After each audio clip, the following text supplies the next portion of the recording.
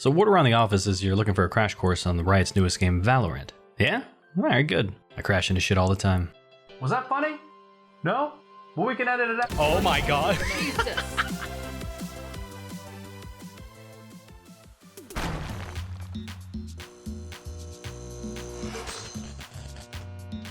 So what's Valorant? People are saying it's like a mesh between Counter-Strike and Overwatch, and I agree, like for the most part. It's like a lot more Counter-Strike-esque though. But what if you're watching this video and saying, but Kami, I've never played CS or Overwatch before. What, you living under a rock? Well, let's just break it down as simple and as fast as possible, going over these key things. How do you get the game? Basic rundown, buying guns, hero abilities and specialties, and just some beginner tips. I'd like to give a quick disclaimer here saying that anything that I say in this guide is subject to change. I mean, it's a closed beta. Currently, the only way to get yourself a key is to watch a streamer who has drops enabled. You'll know because there will be a keyword at the bottom of the stream that says drops enabled. You'll also need to go into your Twitch settings under the connections tab and make sure that you have your Riot account linked to your Twitch account. Other than that, cross your fingers.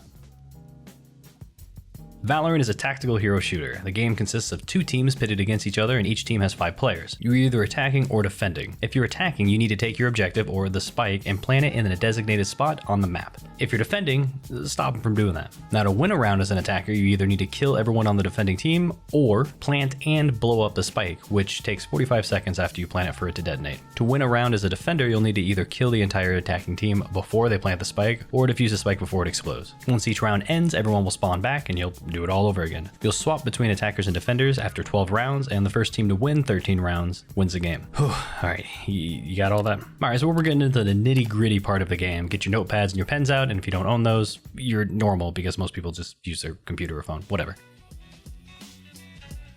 At the beginning of each round, you'll be in a buying phase. Now during this phase, you can do 2 important things. You can position yourself and, well, you buy your shit. Positioning is just kind of heading towards where you'll be attacking or defending, but buying, there's a little bit more to it. So starting in round 1, you'll have 800 credits. You press B, you'll bring up the buy menu. You'll be met with this glorious arsenal of guns. First round, you're not really gonna have enough credits to buy anything but pistol, so this round is called the pistol round. Crazy, right? Now after the pistol round is over, you'll be put back in your respective spawns and awarded money to allow you to buy more if you'd like. Keep in mind that people who do not die by the end of the round will respawn with their current guns and armor that they had from the previous round. But how much money will they get? A player will get 200 credits for each enemy killed from the previous round. The attackers will also receive an extra 300 credits if someone on the team planted the spike. And if your team won, you'll get 3,000 credits. If your team lost, you'll get 1,900. You also get a bonus if you lose multiple rounds in a row up to 2 times in a row. So the first time you'll lose, you'll get 1,900 credits. The second time you lose, you'll get 2,400 credits. And the last time you lose, you'll get 2,900, and you'll never get more than that for losing. So the general idea about buying is you kind of just need to take a look at everybody's money or their economy to make sure everyone can buy. It's normally not a good idea to have half your team buy rifles and armor and the rest just have crappy pistols. So in the circumstance where everyone can't get guns and armor, you save a round. Now there are times where, let's just say like one person can't buy an item, they can right click on it to request for someone else to buy them, and anybody that might have excess credits can buy it. And if you ever buy a gun or anything on the buy menu and you want to sell it because other people are saving, or you realize you didn't do math correctly, been there, you can right click on any item and sell it the same round that you bought it. So that's right click an item you haven't bought to request it, and right click an item you have bought to sell it. And this also includes the abilities. Ooh, segue.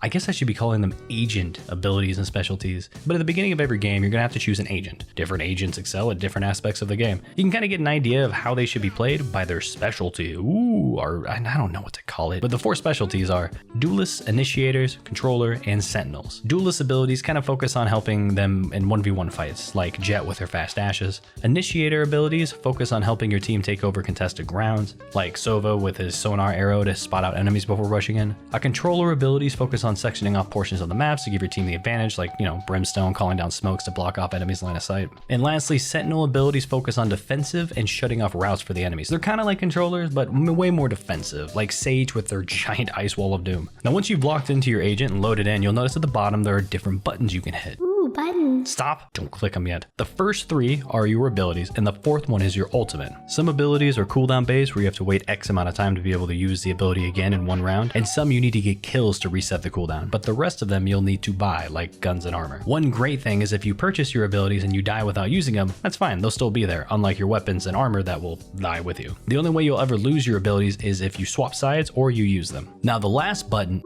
button. I swear to God. This is your ultimate. You'll notice little notches below it indicating how many charges you need to be able to use it. You'll either need 6 or 7 charges. You can get a charge every time you either get a kill, you die, you plant the spike, you defuse the spike, or use one of these orbs, which can be found on every map. Now I understand even having all this knowledge, you still might not know where to begin. So here's a few tips to give you a head start. If you're struggling to figure out which agents you want to main, while there's no mandatory comp your team should have, here's a couple of agents that are super nice to have no matter what. Sage is a great agent to start off with if you plan on playing passively, which you probably should if you're just starting off. Her wall is crazy good at zoning, and having a heal plus the ability to self-heal is super nice. Oh, and rezzing a dead teammate, that's like invaluable at times. Just keep in mind, a dead Sage can't res. Brimstone smokes can make taking over a site so much easier, but you kind of have to have a general understanding of the maps and which chokes to smoke off. But the maps are honestly pretty simple, and you have your minimap to look at. By the way, use your minimap. The minimap will let you know if an enemy has been seen, where you're at, where the corners are. It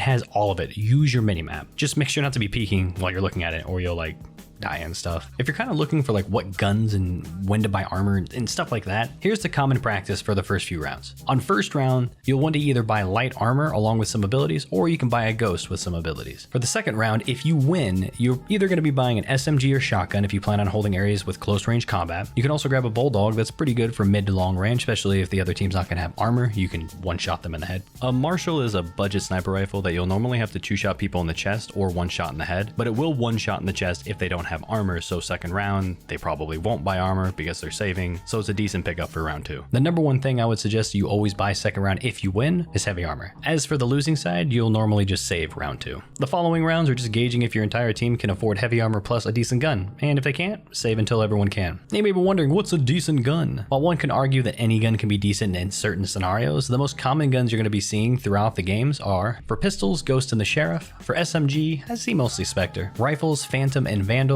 and sniper, Operator. Mid-game will primarily be dominated by Phantom, Vandals, and Operators. You'll occasionally see other weapons, but these are the most common. This next tip is just kind of a general statement, and that is, slow it down. This isn't a game where you want to run around and try spraying people down. You'll normally be greeted with a swift shot to your head. The goal is to stay as nimble as possible while also staying as accurate as possible. If you're trying to shoot while running, you are not going to be accurate. But under your settings for your crosshair, I suggest tweaking it to your liking, but under the inner or outer lines, you can have movement air and firing air on, so you can get the hang of recoil and moving while firing. So if you're moving, your crosshair will get bigger knowing you're not accurate, and if you're not moving, it's tighter knowing you're more accurate. Once you get the hang of all of it, you can turn it back off so it's just always small. I prefer it that way, but for starting off, I definitely suggest having the movement air and the firing air on. In general, just try to one tap or burst on heads and refrain from spraying unless necessary, which sometimes it is. You know, when there's a crap ton of people in front of you. One of the last ones I want to go over is probably one of the most important ones, and that is changing your sensitivity. Don't boot up the game and just use the sensitivity that it has on default and try to adjust yourself to it. You're going to want to adjust the sensitivity to what feels comfortable to you. Luckily, if you're coming from another FPS game using mouse and keyboard, you can use mouse-sensitivity.com to translate the sensitivity that you're used to in that game to Valorant. If you're just super new to the mouse and keyboard world and you have any more questions about how to even find your sensitivity or what's supposed to feel normal, I'll have a couple of links down in the description that I actually made on another channel that goes over these things. It'll be for another game for Paladins, but it's still highly applicable to just any FPS game. In the end, it all comes down to personal preference, but also don't go too fast because this game is very precise in its aiming. It even gets to the point where if you're coming from another game like Call of Duty with super high sense, you're just running around sprinting and mowing people down, you may find it really hard to make minute adjustments in this game, and you may have to lower it a little bit. In general, just find what you're comfortable with, roll with it. The last tip I'm going to give you is to have a positive mindset. It sounds stupid, but honestly, it's one of the hardest things to have out of all of these. You can get amazing at aim, know all the corners, all the angles, but dealing with a toxic douchebag can sometimes be the biggest challenge of them all. If you come across a toxic person, feel free to just mute them. You can hold the tab button to bring up your scoreboard and tap the left alt to bring up your mouse cursor, then just hover over the speaker of the toxic person and left click. Try to spread positivity in this game. If you see someone that's not that good, don't call them out on it, just give them tips. Don't be a dick about it, just give them some tips. Maybe suggest watching this video to help them out. Well, that may be alright. But honestly, there's so much more I can go over in this game, but I wanted to keep this beginner's guide as basic as possible to not overwhelm newer players. Expect more advanced guides coming out along with some gameplay vids so you can just kind of hear me think out loud while I play. Feel free to let me know what type of videos you'd like to see down in the comments, and while you're down there, snap over to that sweet thumbs up button and subscribe so you can stay up to date with my newest videos. It helps out more than you know. Always remember, don't be a dick, and have a good game.